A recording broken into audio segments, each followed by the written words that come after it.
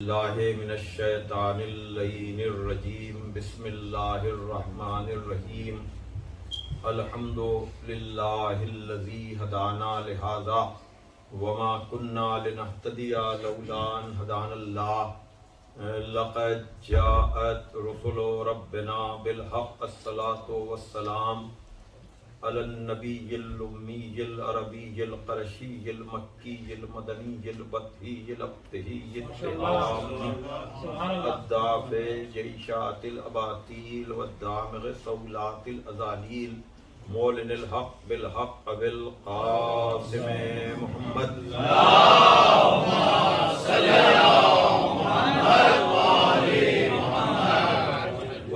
الطیبین الطاہرین المعصومین المظلومین الذین اذھب اللہ عنہم الرجس وطہرہم تطہیرا اللہم صلی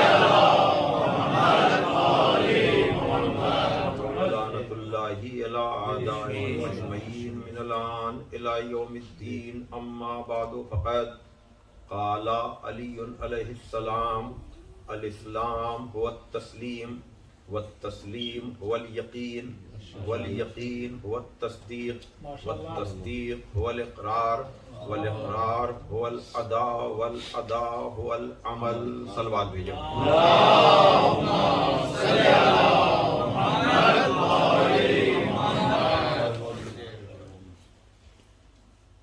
حضرات، جیسا کہ ابھی اعلان کیا گیا، گزشتہ ہفتے میری بہن کا لکھنؤ میں آج ہی کے دن انتقال ہو گیا تھا۔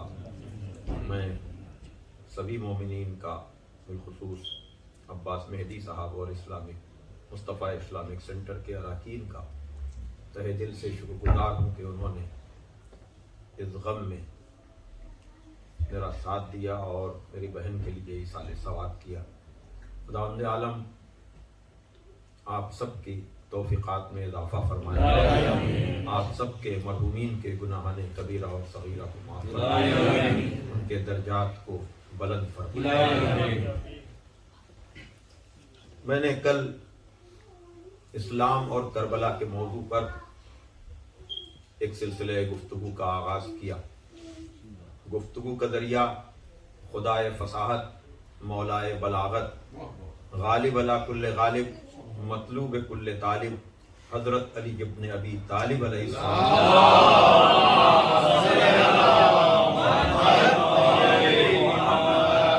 زبان مبارک پر جاری ہونے والے الفاظ جو نہج البلاغہ کی زینت ہیں۔ میں نہج البلاغہ کے ایک ادنا سے طالب علم کی حیثیت سے زیادہ تر مجالس میں، آغاز کلام میں مولا کائنات کی زبان مبارک پر یا آپ کے قلم سے نکلنے والی تحریروں کو گفتگو کا ذریعہ بناتا ہوں، اور جس گزارش کے ساتھ، جیسا کہ کل بھی کہا تھا، کہ 3 کتابیں ہم سب کے پیش نگاہ رہنی چاہیے۔ پہلے اللہ کا کلام قرآن مجید، دوسرے نہج البلاغہ، اور تیسری صحیفہ سجادیہ۔ اس لیے کہ یہ ہماری اساس ہے، یہ ہماری بنیاد ہے، اور کسی کے پاس کلام الہی کے بعد ایسی کوئی کتاب نہیں ہے۔ دعوے کوئی جتنے بڑے سے بڑے کرے، لیکن نہج البلاغہ اور صحیفہ سجادیہ میں جس طرح سے نظریہ توحید کو مولا علی اور چوتھے امام علی ابن الحسین علیہ السلام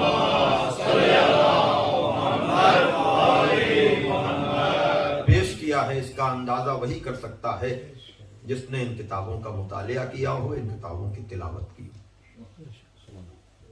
کل بھی عرض کیا گیا تھا کہ نہج البلاغہ سید رضی علیہ الرحمہ کی جمع کی ہوئی وہ کتاب ہے جس کو سید رضی نے ادبی حوالے سے پیش کیا، لٹریری حوالے سے پیش کیا، یعنی اس میں سلسلہ سند کا ذکر نہیں ہے۔ کیوں؟ اس لیے کہ کلام ہی بتاتا ہے کہ یہ کس کا کلام ہے. اور خاص کر توحید کے حوالے سے نہج البلاغہ میں جتنی وضاحت اور صراحت کے ساتھ اس نظریے کو پیش کیا گیا ہے، اس لیے کہ اسلام کی اساس توحید ہے. اول الدین معرفتہ، دین کا اول، دین کا آغاز اللہ کی معرفت ہے. جہاں پہلے ہی خطبے میں ارشاد ہوتا ہے الحمد للہ الذی لا یبلغ مدحہ القائلون ولا یحصی نعمہ العادون ولا یؤدی حقہ المجتہدون. تمام تعریفیں اس اللہ کے لیے ہیں جس کی مدح اور حمد کا حق بڑے سے بڑا مقرر اور خطیب ادا نہیں کر سکتا، اور جس کی نعمتوں کا شمار بڑے سے بڑے حساب و کتاب رکھنے والے بھی نہیں کر سکتے، اور جس کی کنہ حقیقت تک کوئی بھی صحیح اور کوشش کرنے والا پہنچ نہیں سکتا. ولا یؤدی حقہ المجتہدون، بڑے سے بڑے کوشش کرنے والے اس کی معرفت کے حق کو ادا نہیں کر سکتے. وہی نہج البلاغہ جس میں ارشاد ہوتا ہے کہ الحمد للہ الذی لا یفرح المن والجمود ولا یبدیہ الاعطاء والجود. تمام تعریفیں اس اللہ کے لیے ہیں کہ جس کا لوگوں کو عطا کرنا خزانے میں کمی نہیں کرتا، اور اگر وہ عطا نہ کرے تو اس کے خزانے میں کوئی اضافہ نہیں ہوتا. وہ کہ جس کے لیے خطبہ غرہ میں ارشاد فرمایا کہ الحمد للہ الذی علا بحولہ ودنا بطولہ. تمام تعریفیں اس اللہ کے لیے جو کرم کے اعتبار سے تو بندوں سے قریب ہے لیکن جلال کے اعتبار سے بندوں سے دور ہے. صلوات بھیجئے محمد والے.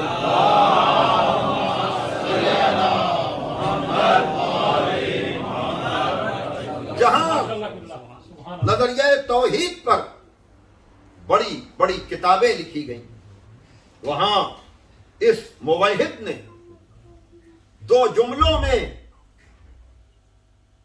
عدالت و توحید کے نظریے کو اس طرح سے بیان کیا کہ التوحید ان لا تتوہمہ والعدل ان لا تتہمہ.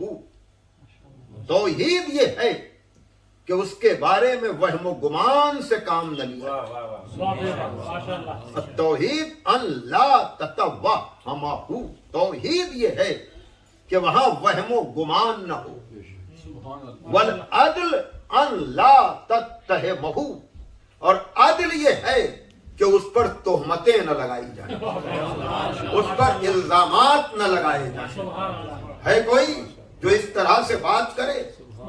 اس لیے کہ ہم اسلام در اہل بیت سے لیتے ہیں. اس لیے نظریہ توحید میں ہمارا کیا حال ہے اس سے بحث نہیں، لیکن جو ہمارا امام ہے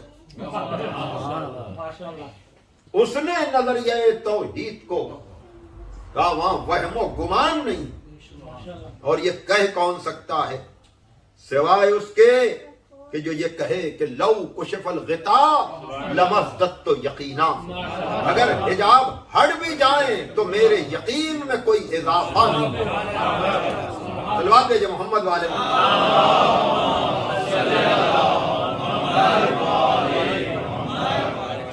اس لیے کہ قرآن مجید میں بھی پہلی منزل پر کیا کہا جا رہا ہے؟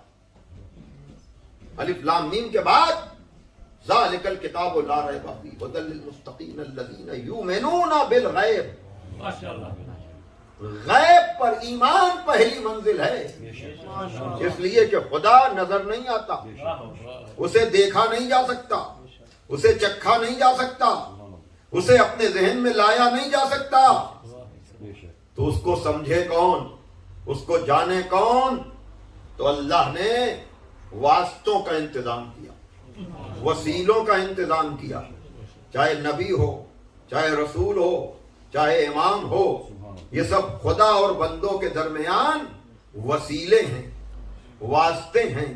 اللہ ڈائریکٹ ہم سے کلام نہیں کرتا، اس نے خاص بندوں کو ذریعہ بنایا ہے۔ کوئی کلمہ پڑھنے والوں میں جو کہہ سکے کہ اللہ اس سے کلام کرتا ہے؟ تو اللہ کا حکم آپ تک کیسے آیا؟ کہا نبی کے ذریعے آیا، رسول کے ذریعے آیا۔ تو اگر وہ نبی اور رسول ہمارے جیسا ہو تو یہ اس کے عدل کے خلاف نہیں ہے کہ ایک جیسے لوگوں میں کسی کو تو اپنا واسطہ منتخب کرے، کسی کو منتخب نہ کرے۔ تو اس کے عدل کا تقاضا یہ ہے کہ جسے واسطہ بنائے وہ ہم جیسا نہ ہو، ہاں شکل و صورت میں ہم جیسا ہو، تاکہ ہمیں وحشت نہ ہو، ہمیں اس سے کچھ پوچھتے ہوئے دہشت نہ ہو۔ اس لیے اس نے بشریت کے پیکر میں نور کو بھیجا، اور اس نور نے آ کر کہا انا بشر مثلکم یوحا الیہ، میں تم جیسا بشر ضرور ہوں لیکن مجھ پر وحی آتی ہے۔ دیکھ رہے نا، یہ اسلام کی بنیادیں ہیں جو میں آپ کے سامنے پیش کر رہا ہوں۔ تو اب سوال یہ پیدا ہوتا ہے کہ کون خدا کو کتنا پہچانا، کون خدا کو کتنا سمجھا، کون خدا کو کتنا جانا، اس کا فیصلہ کیسے ہو؟ تو اس کے لیے بھی اس نے کہا ہم تمہیں واسطوں اور وسیلوں کے ذریعے سے پہچنوائیں گے اور منوائیں گے۔ یہی وجہ ہے کہ جب اسلام کی پہلی منزل آتی ہے تو تسلیم کی منزل، قال اسلام هو التسلیم، اسلام نام ہے تسلیم کا، اسلام نام ہے حکم خدا کے سامنے سرنڈر ہونے کا۔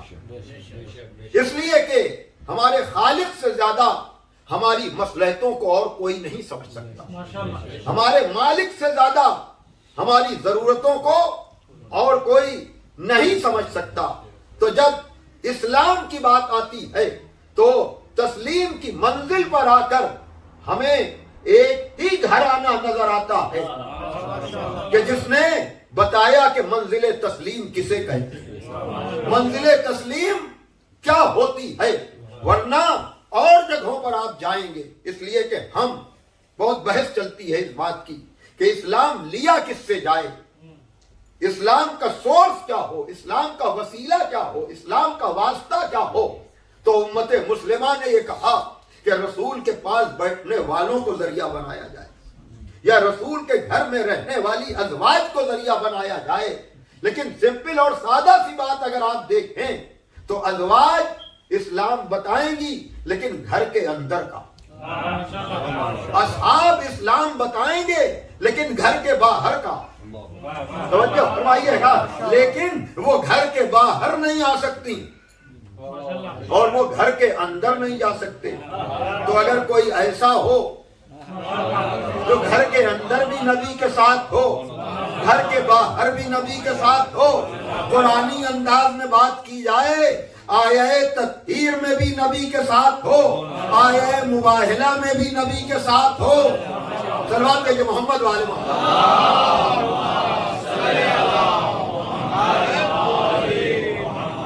ایک اور صلوات بھیجیے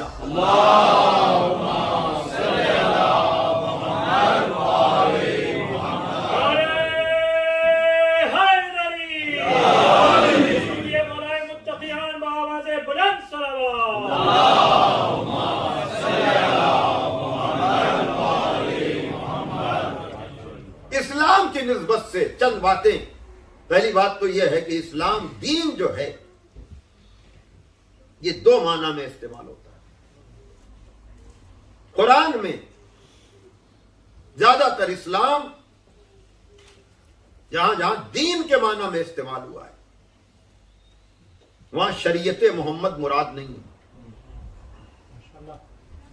اس لیے کہ دین اگر اللہ کے نزدیک اسلام ہے تو آدم کا دین بھی اسلام ہے، نوح کا دین بھی اسلام ہے، جناب ابراہیم کا دین بھی اسلام ہے، جناب موسیٰ اور عیسیٰ کا بھی دین اسلام ہے۔ خاص کر جناب ابراہیم کے لیے کہا گیا کہ ہم نے تمہارا نام مسلم رکھا، اور جناب ابراہیم اور اسماعیل کہتے ہوئے نظر آتے ہیں کہ ہم دونوں کو اپنا مسلمان قرار دے دیں. توجہ فرمائیے گا. دیکھیے شریعتیں بدلی ہیں. نوح کی شریعت، ابراہیم کی شریعت، موسیٰ کی شریعت، عیسیٰ کی شریعت اور آخری نبی کی شریعت. توجہ فرمائیے گا. لیکن دین اللہ کے نزدیک ایک ہے، اسلام ہے. اس لیے کہ نظریہ توحید نہیں بدلتا. اصل جو اساس ہے، اول الدین معرفتہ، دین کی جو اساس ہے، دین کی جو بنیاد ہے، وہی جناب آدم کے دور میں، وہی جناب نوح کے دور میں، وہی جناب ابراہیم کے دور میں، وہی جناب موسیٰ اور عیسیٰ کے دور میں، وہی آخری نبی کے دور میں. شریعتیں جو ہیں وہ بدلتی رہی ہیں ضرورت اور حالات و واقعات کے حساب سے. آخری نبی کے بعد یہ شریعت کا سلسلہ قیامت تک جاری اور ساری رہے گا. ایک سلوات بھیجئے محمد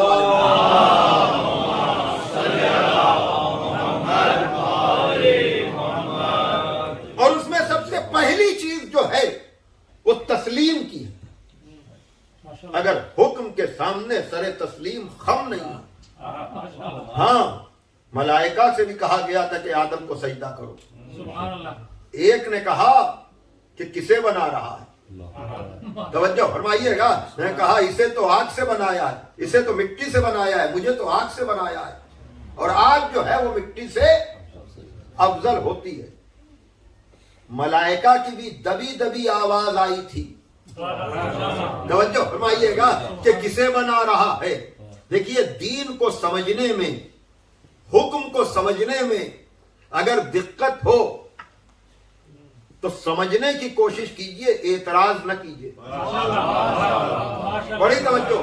ضروری نہیں ہے کہ اللہ کا ہر حکم سب کو ہر وقت سمجھ میں آ جائے. میں آہستہ آہستہ جو ہے آپ کو ایک منزل تک لے جانا چاہ رہا ہوں. ضروری نہیں ہے کہ خدا کا ہر حکم جو ہے ہر انسان کو ہر وقت سمجھ میں آ جائے. یہی منزل وہاں بھی تھی جب سجدہ کرایا گیا. آسان نہیں تھا اور آج بھی یہ چیز مشکل بنی ہوئی ہے. خدا کو ماننے کو ہر کلمہ کو تیار ہے، لیکن خدا والوں کو ماننے میں دقت ہوتی ہے. وہی ہے کہ نہیں؟ ماشاء اللہ. اللہ کو مان لیں گے، اللہ والوں کو نہیں مانیں گے، اور پھر اس نام پر فتنہ و فساد بھی کریں گے اور اپنے کو مسلح بھی کہیں گے. لیکن یہ بات یاد رکھیے گا کہ اللہ کو خالی ماننا کافی نہیں ہے جب تک اس کے حکم پر سر تسلیم خم نہ ہو. بڑی توجہ. ورنہ تو خدا کو کون انکار کرے گا، خدا کو کون نہیں مانے گا. کہ نہیں میرا ماننا کافی نہیں. الاسلام اگر توحید ہے تو تسلیم اس کے احکام کو ماننا ہے. اس لیے کہ پہلی منزل پر اسی لیے جناب آدم کی خلقت اور ابلیس کے انکار کا واقعہ قرآن کے مختلف سوروں میں بکھرا ہوا ہے. اور یہ کہا جا رہا ہے کہ جب میں نے کہا کہ جب میں اسے بنا دوں، جب میں اسے سوار دوں، جب میں اسے درست کر دوں اپنے ہاتھوں سے، تو تم سب کے سب سجدے میں چلے جانا. تقاضائے تسلیم یہ تھا کہ بغیر چون و چرا کے، بغیر اف اور بٹ کے اگر اسے مانتے. توجہ فرمائیے گا. اسی لیے توحید کے ساتھ عدالت بھی ہے. بڑی توجہ. میں نے کہا کہ توحید یہ ہے کہ اس کے بارے میں وہم سے کام نہ لیا جائے، اور عدل یہ ہے کہ اس پر الزامات نہ لگائے جائیں. تو ابلیس اللہ کو تو مان رہا تھا لیکن اللہ کے فیصلے پر الزام لگا رہا تھا کہ کسے بنا رہا ہے. بھائی توجہ پائیے گا. لیکن دیکھیے دو طرح کی آوازیں آئیں، ملائکہ کی آواز اور ابلیس کی آواز. تو دین کے معاملے میں ہر طرح کی آوازیں ہوں گی، لیکن آپ بھی ملائیے گا کہ کون سی آواز ملائکہ کی آواز سے مل رہی ہے اور کون سی آواز ابلیس کی آواز سے مل رہی ہے. اگر اعتراض کے لیے ہے تو ابلیسیت ہے، اگر سمجھنے کے لیے ہے تو ملکوتیت ہے۔ صلوات دے کہ محمد والے محمد۔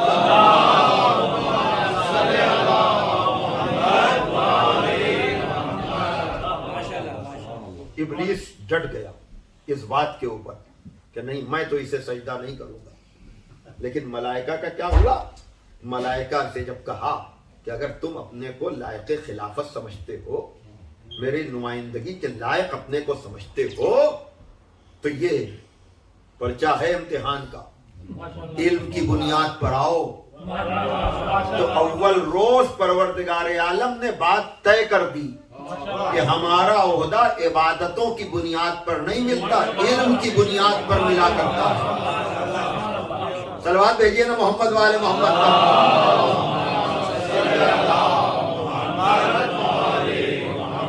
تو اب جو پیمانہ پہلی منزل پر ہے وہی پیمانہ آخری منزل پر بھی تو ہوگا۔ بھائی توجہ فرمائیے گا، عبادت میں ملائکہ کا جواب نہیں تھا، لیکن جب علم کی بات آ گئی کا جتنا بتایا ہے اتنا ہی جانتے ہیں، آگے کا کوئی نتیجہ ہم نہیں نکال سکتے۔ بھائی توجہ فرمائیے گا، اب جب جناب آدم سے کہا تو جناب آدم نے اسم اور مسمى دونوں کی تشخیص کر دی۔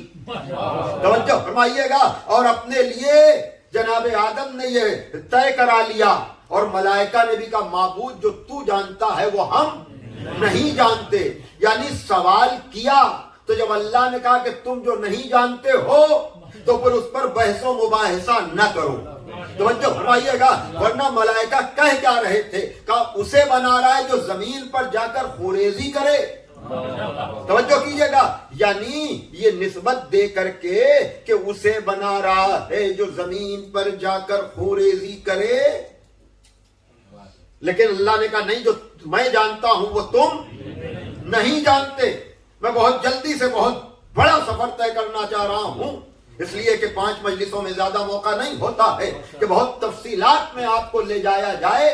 اب جب یہ منزل تسلیم ہم نبی کے دور میں آ کر دیکھتے ہیں تو عجیب منظر نظر آتا ہے کہ نبی کو حکم دیا جاتا ہے کہ آپ مکے سے ہجرت کر جائیں اور اپنے بستر پر مولا علی کو لٹا دیں۔ پیغمبر کہتے ہیں کہ یا علی تم میرے بستر پر سو جاؤ۔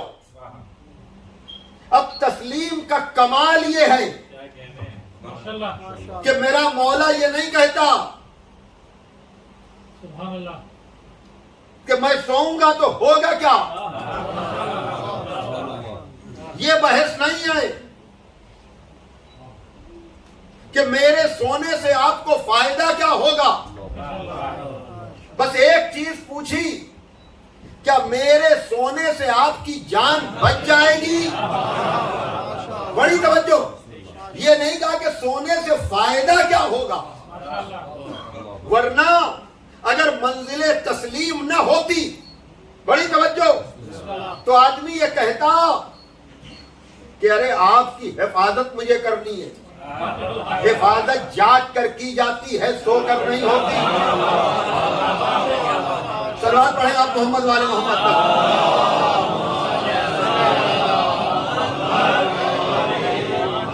یہ سلسلہ ذہن میں رکھیے گا کہ جناب آدم کی خلقت کے موقع پر ملائکہ نے کہا اسے بنا رہا ہے جو زمین پر جا کر خوریزی کرے گا۔ اللہ نے کہا جو میں جانتا ہوں وہ تم نہیں جانتے۔ صدیاں گزری، اسی آدم کے سلسلے سے آنے والے آخری نبی کے دور میں یہ واقعہ پیش آیا، کہا کہ تم میرے بستر پہ سو جاؤ۔ اب یہ نبی کا وصی بستر پر سونے کو تیار ہو گیا، یہ سوچے بغیر اب اللہ نے اسی بزم ملائکہ میں جہاں آدم کو سجدہ کرایا تھا ایک خطاب کیا، ملائکہ کو جمع کر کے، اور جو ان میں سب سے بزرگ و برتر تھے جبریل و میکائیل، ان سے پوچھا کہ ہم نے تم میں رشتہ مواخات قائم کیا ہے، کیا تم دونوں میں سے کوئی اپنی جان اپنے بھائی پہ قربان کر سکتا ہے؟ بڑی توجہ، بلا ان دونوں نے کہا کہ ہمیں تو عبادت کے لیے مزید اور حیات چاہیے ہے، ہم اپنی جان نہیں دے سکتے۔ فوراً اللہ نے کہا ذرا زمین پہ تو دیکھو کہ ایک بھائی اپنے دوسرے بھائی پر جان قربان کرنے میں فخر محسوس کر رہا ہے، کہا جا کر کے میری طرف سے علی کو مبارکباد دو۔ بڑی توجہ، کیوں؟ اس لیے کہ عبادتیں کرنا آسان ہے، قربانی دینا مشکل ہے۔ بھائی ذرا صلوات بھیج دیں آپ محمد والے۔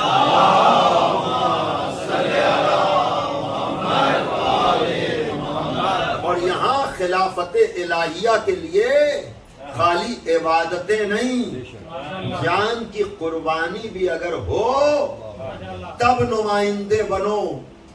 اچھا، ادھر ایسا انداز تسلیم دنیا نے کبھی دیکھا ہی نہیں تھا۔ یہ بھی کوئی حفاظت کا طریقہ ہے کہ جس کی حفاظت کرنا ہے وہ سفر پہ جا رہا ہے، جو محافظ ہے وہ آرام سے سو رہا ہے۔ بھائی توجہ فرمائیے گا کہ اسلام نام ہے تسلیم کا، اگر تسلیم کا مجسمہ دیکھنا ہے تو ہجرت کی شب آ کر دیکھو کہ ایسا منظر کبھی تمہیں نظر نہ آئے گا۔ اس لیے کہ ہم سب بھی عبادت تو کرتے ہیں، لیکن ساری بھولی ہوئی باتیں ہمیں نماز میں یاد آتی ہیں۔ ہم خدا کا قرب تو چاہتے ہیں، لیکن سب کچھ ہمیں نماز ہی میں یاد آتا ہے، یعنی ہم منزل تسلیم پر اپنے کو لا نہیں پاتے، ہم اپنے کو خدا کے سپرد کر نہیں پاتے۔ اب یہ منظر خداوند عالم کو اتنا پسند آیا کہ جبریل و میکائیل سے کہا کہ جا کر کے میری طرف سے مبارکباد دو۔ اب آیت لے کر آ گئے کہ وَمِنَ النَّاسِ مَن يَشْرِي نَفْسَهُ ابْتِغَاءَ مَرْضَاتِ اللَّهِ وَاللَّهُ رَءُوفٌ بِالْعِبَادِ۔ لوگوں میں سے کچھ لوگ ایسے ہیں جو اپنا نفس بیچ کر خدا کی مرضی خرید لیا کرتے ہیں۔ ماشاءاللہ۔ بھائی آپ مجھے بتائیں، سونا کام ہے کہ آرام ہے؟ بڑی توجہ، سونا کام ہے کہ آرام ہے؟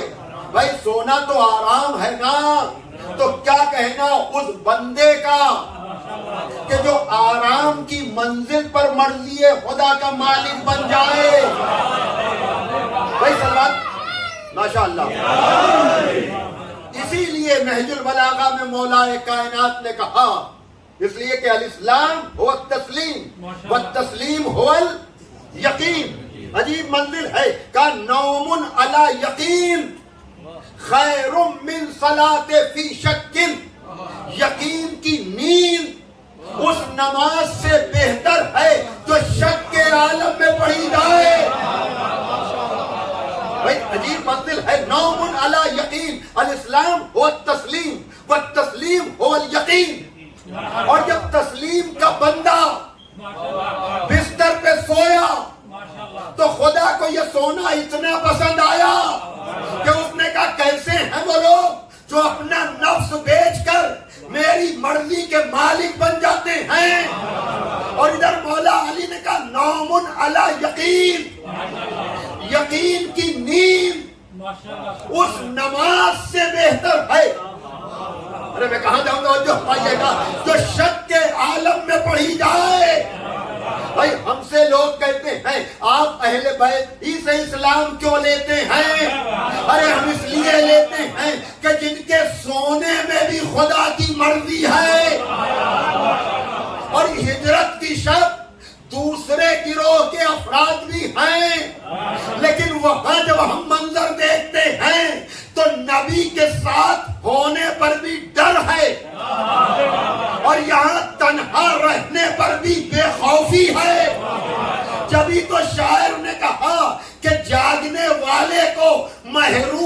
دو عالم رکھا، جاگنے والے کو محروم میں دو عالم رکھا، سونے والے سے کہا ساری خدائی تیری۔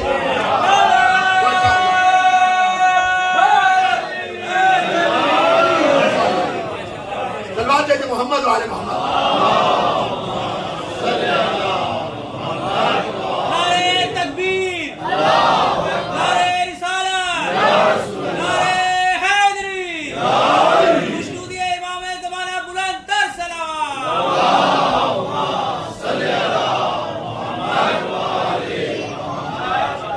جاگنے والے کو محروم میں دو عالم رکھا، سونے والے سے کہا ساری خدائی تیری۔ بھائی ادھر مرضی مل رہی ہے، ادھر کہا جا رہا ہے لا تخف لا تحزن، خوف نہ کر حزن نہ کر۔ بھائی دیکھ رہے ہیں آپ، ایک یقین والا ہے ایک شک والا ہے۔ یقین والے کو انعام میں خدا کی مرضی مل رہی ہے۔ آپ دیکھیے عزیزان محترم، تو جہاں جہاں تسلیم و یقین کی منزل ملے گی، وہاں وہاں آپ کو رضائے رب ملے گی، اور جہاں شک و شبہ اور گمان کی منزل ہوگی۔ اب میں نے اتنی باتیں تو کی آپ حضرات کے سامنے، لیکن یاد رکھیے گا، شاید میں نے کسی گھر کی مجلس میں یہ سلسلہ پیش کیا تھا، لیکن آج میں وہیں سے اب نثر میں بات آگے بڑھانے کا موقع نہیں ہے۔ میں نے توحید سے آج کی گفتگو کا آغاز کیا تھا، توجہ فرمائیے گا، اور اس میں تسلیم و یقین کی منزل کو طے کرنے کی کوشش کی، لیکن اقبال نے اس کو سمیٹا یوں کہ بیاں میں نقطۂ توحید آ تو سکتا ہے، بیاں میں نقطۂ توحید آ تو سکتا ہے، تیرے دماغ میں بت خانہ ہو تو کیا کہیے۔ بیاں میں نقطۂ توحید آ تو سکتا ہے تیرے دماغ میں، اس لیے کہ جب تک آدمی اپنے دماغ کے بتوں کو،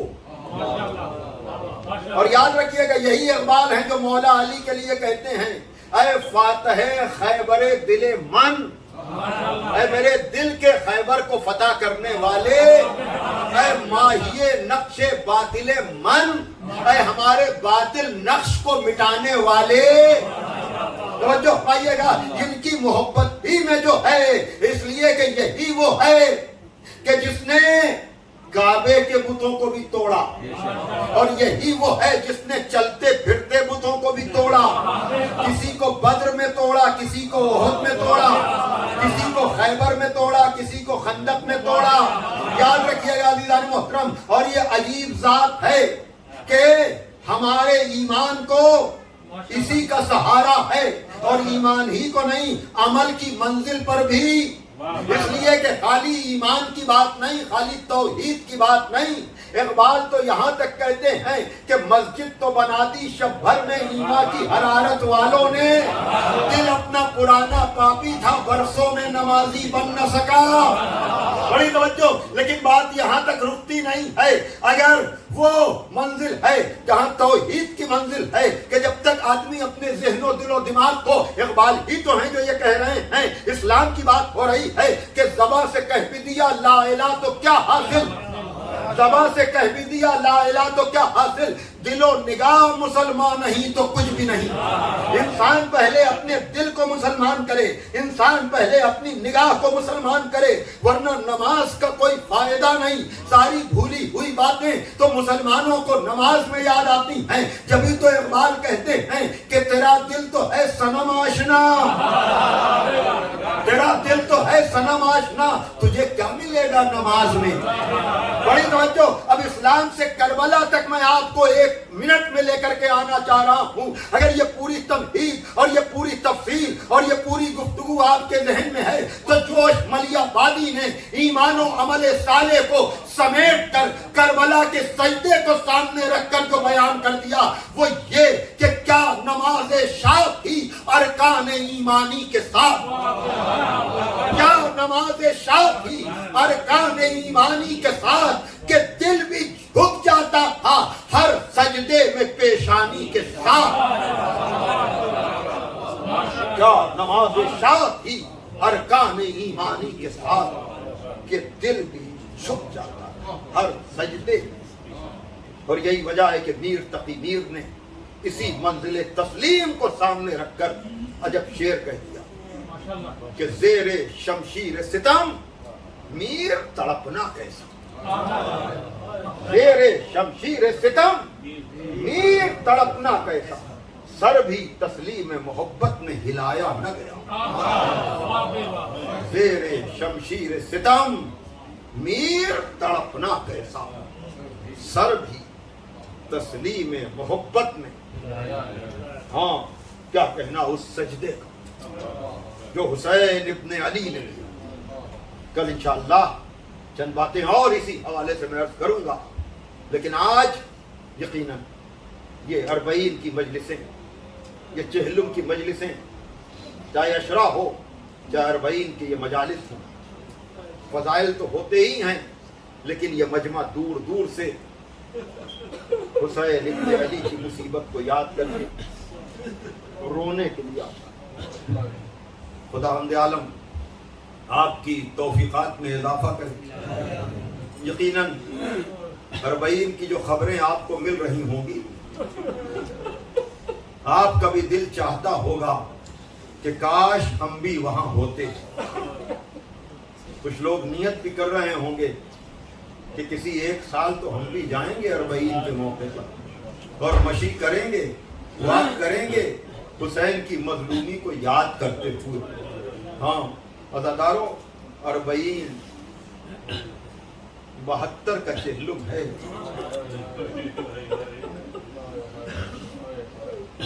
رونے والی بہن خدا جزائے خیر دے، آپ سب کی توفیقات میں اضافہ کرے. وہ بی بی زینب آج بھی تل زینبیہ عجب سی کیفیت ہے. اس لیے کہ چند قدم کے فاصلے سے بھائی کو ذبح ہوتے ہوئے دیکھنا آسان کام نہیں ہے. عزاداروں، آج 8ویں امام کی شہادت کی بھی تاریخ ہے. کل شب کے حوالے سے میں نے المرتضیٰ میں ذکر کیا تھا، لیکن آج چند جملے مصائب کے آغاز میں 8ویں امام کے پیش کرنا چاہتا ہوں. وہ 8واں امام جو کہتا ہے ابن شبیب، اگر تم کو کسی مصیبت زدہ کی مصیبت پہ رونا آئے تو میرے جد مظلوم کو رو لیا کرو. کیوں؟ اس لیے کہ اس کو اس طرح سے ذبح کیا گیا جیسے کسی جانور کو ذبح کیا جاتا ہے. ان چیزوں کا پڑھنا لکھنا سننا آسان ہے. ہاں عزاداروں، یہی وجہ ہے کہ ہم اور اماموں کی شہادت کی بھی یاد مناتے ہیں. آپ کے اس سینٹر میں بھی اور اماموں کی شہادت کی یاد منائی جاتی ہوگی. مولا علی کا غم آپ کرتے ہیں، امام حسن کا تابوت آپ اٹھاتے ہیں، امام زین العابدین کا ماتم آپ نے 25 محرم کو کیا ہوگا. ذیلحج کے مہینے میں امام باقر کا تذکرہ آپ کرتے ہیں. شوال کے مہینے میں چھٹے امام کا ذکر ہوتا ہے. رجب کے مہینے میں 7ویں امام پر آپ آنسو بہاتے ہیں. اور اس 8ویں امام کا ذکر آپ آج بھی اس کی تاریخ ہے وہ یاد کیا جاتا ہے. اسی طرح سے ذیقعد کے مہینے میں بھی محمد تقی جواد علیہ السلام کا غم بھی آپ کو پتا ہے. عزاداروں، ذیقعد ہی کے مہینے میں، رجب میں 10ویں امام کا اور پھر ربیع الاول میں، لیکن آپ کسی امام کا سیوم نہیں مناتے، کسی امام کا 10واں اور 20واں نہیں کرتے. یہی مظلوم ہے جس کے لیے اتنا اہتمام، اتنا انتظام. چونکہ 8ویں امام کا اگر غم ہے نا، سب سے دور دفن ہونے والا یہ امام ہے جس کو انگور کے ذریعے زہر دیا گیا تھا. جس امام نے ابا سلط سے کہا تھا کہ میں دربار میں جا تو رہا ہوں، لیکن اگر میں وہاں سے نکلوں اور میرے سر پہ کپڑا پڑا ہوا ہو تو سمجھ جانا کہ تم ہمارے امام کا وقت قریب آ گیا. ہاں دادارو, انگور میں زہر دیا گیا, ایک ہی انگور میں اتنا زہر تھا کہ اس نے کہا اور کھا لیجئے, کہا تو جہاں بھیجنا چاہتا ہے نا میں وہیں جا رہا ہوں. بہرحال لیکن اتنی دور ہونے کے باوجود غسل بھی دیا گیا, کفن بھی پہنایا گیا, امام رضا کو دفن بھی کیا گیا. لیکن یہی 8واں امام کہتا ہے کہ اگر کسی مصیبت زدہ کی مصیبت پہ رونا آئے تو میرے جد مظلوم کو, کیوں؟ اس لیے کہ اس کو اس طرح سے ذبح کیا گیا جیسے جانور کو ذبح کیا جاتا ہے. اور وہی نہیں, اس کے ساتھ 18 بنی ہاشم. جزاکم ربکم. تو عزادارو, اگر یہ 40 حسینی کے نام سے ہونے والی مجالس ہیں تو آپ بتائیں کہ آپ عشرے میں بھی کیا کرتے ہیں؟ جزاکم ربکم. کیا عشرے میں آپ 72 کا ذکر کر لیتے ہیں؟ نہیں, آپ 72 کا ذکر تو نہیں کر پاتے نا.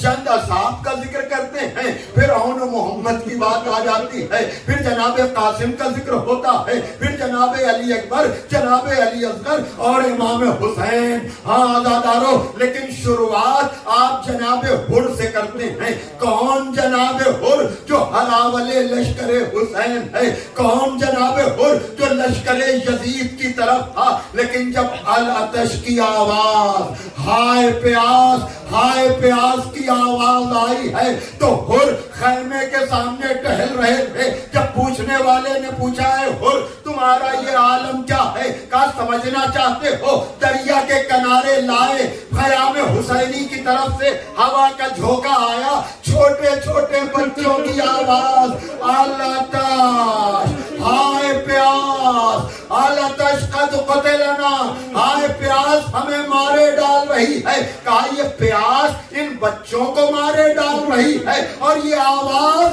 ہمیں مارے ڈال رہی ہے. جزاکم ربکم. ہاں عزادارو, یقیناً میں نے جناب حر کا ذکر کیوں کیا؟ اس لیے کہ آپ رونے آئے ہیں نا.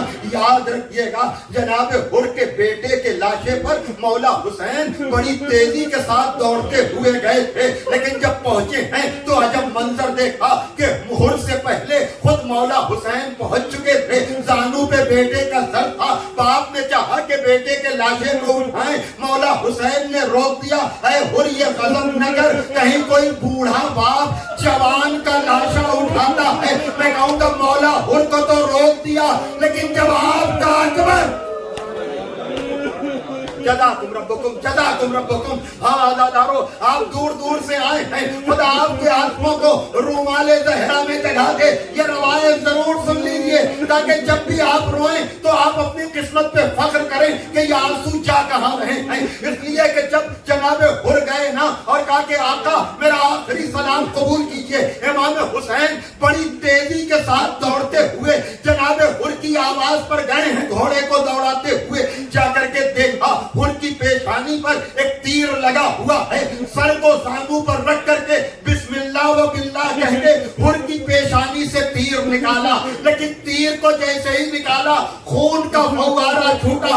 امام حسین کہنے لگے اے آنے والے مہمان, ہمارے گھر کا دستور ہے کہ مہمان کو رخصت کرتے وقت کوئی نہ کوئی تحفہ دیا جاتا ہے, لیکن میں سوچ رہا تھا کہ عالم غربت میں اس آنے والے مہمان کو میں کون سا تحفہ دوں. لیکن یہ تیری پیشانی کا خون ہے جو رکتا نہیں. یہ رومال اماں نے اپنے ہاتھوں سے تیار کیا تھا. ایک مرتبہ وہ رومال حر کی پیشانی پر. جزاکم ربکم. عزادارو, آپ سمجھے یہ حر کا مقدر, یہ رومال سعید کو نہیں ملا, زہیر کو نہیں ملا, عباس و علی اکبر کو نہیں. اس لیے کہ حر سب سے بڑا گنہگار تھا. کہیں کوئی یہ نہ سوچتا کہ حر بخشا گیا کہ نہیں, کا ثبوت کے طور پر رومال زہرا یہی آپ کا مقدر. ہم گنہگار ضرور ہیں, لیکن بی بی زہرا آئیے, اپنے بیٹے کا پرسہ قبول کیجئے. جتنی دیر آپ روتے ہیں آپ کا مقدر بھی حر